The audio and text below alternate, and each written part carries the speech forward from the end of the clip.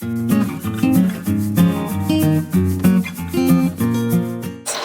we did here at that time was we did the salvage where we had natural regeneration. We let that natural regeneration get up and growing, and then we would have done a spray release treatment to, you know, again, deal with the competition, increase the amount of softwood that's in those sites.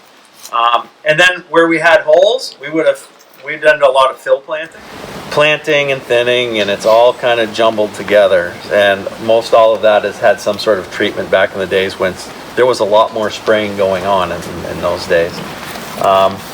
So we got a little bit of a natural forest right here. It's, conditions that we can look at. This stand would have been harvested back in the late 80s. It would have regenerated. We would have sprayed it in the 90s, and I'm guessing this one was pre-commercially thinned in the mid-2000s. And it's growing well, it's vibrant. We've tried to do a little bit of breaking up the landscape here because there's a lot of fir and it's vast areas, and we don't want to get caught again with 1,000-acre big areas that could be hit with the budworm. So Matt's actually done a little bit of work in here, and he's got a clear cut back here that's been planted. So we'll see some competition again, like we saw in the last stop, and we'll see some release of some natural regeneration. Ken, one mention is post budworm.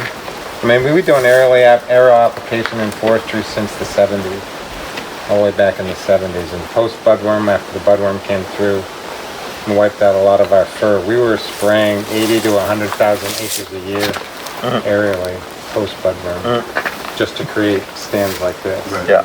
So we're just hoping that the budworm doesn't come back. Yeah. And like I said in the van, you know, for us at Irving, you know, we're trying to be as conscious as possible to not put any more product out there than we have to. So we've really been restricting ourselves to not doing a lot of this, but really restricting ourselves to utilizing the tool for our planted stands, because that's where we've got most of the money invested. So a lot of brush saw work going on in this stuff. And Ken, to your point about in the budworm conversation, you know, I think all part of the strategy with budworm is knowing it's coming, and it is coming back. We actually thought it would be here by now, but it's kind of, the winds have blown the other way, and the moths keep going away from Maine, which is okay. Yes. But we have all been incorporating strategies around harvesting to try to minimize the susceptibility. So our most vulnerable stands, we've been looking at harvesting those, at doing things to make the forest more resilient to budworm, so we wouldn't have that need for that type of spray program. It would be a smaller, more targeted, you know, that's the thought, is that when the budworm comes back, we'll be able to be much more strategic in how we attack it. And a real mix of mostly natural regenerated softwood, like what we just walked out of. You're talking, in the last 4 miles of road, there's probably 2,000 to 3,000 acres of a stand very similar to what we just walked through. And it keeps going from here for another. And as we drove, you see where we've done some commercial thinning, and we have some clear cut openings, and another one here. And we're trying to break that landscape up.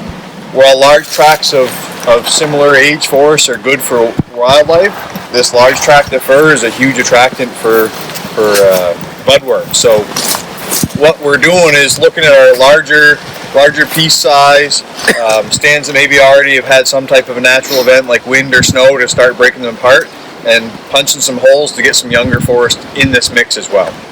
So on the good sites, yeah. Yeah, and you know, in all this forest isn't equal. We're on high ground, good site here, and just tried to fit a clear cut in. We've got a little bit of a wet bowl behind us where the growth rate wasn't as great, the density wasn't the same, the piece size wasn't the same, so we've carved our edge around that. So these are planted. These are planted. Yeah, this would have been planted in 2016. Yeah, and again, this is very similar to the other one. You go through sections here where this competition is a little more severe, and it's hard to find the trees. It's already been sprayed. Yeah, this has been sprayed once. Yeah, so this has been sprayed once. We evaluated it this year and said, well, let's sit on it a little bit longer. You didn't plant that cedar. That's natural regeneration. Natural regeneration. natural I would regeneration. imagine there's a lot of natural regeneration. This cut's actually larger than you think. Like Matt had talked about this island here. It's actually that is actually an island in the middle of a larger block, larger part of the landscape here. So And all this competition, after you cut a stand like this, comes in naturally. yes, I mean, you look in the understory of that stand, you harvest that, and this is what comes back. You would think that there's nothing that's going to come back when you look at that stand. It's moss-covered bottom. And you And cut that stand, and Even just commercial thinning it, putting trails in, you know, you can see that browse flush up, you know, all kinds of different greenery.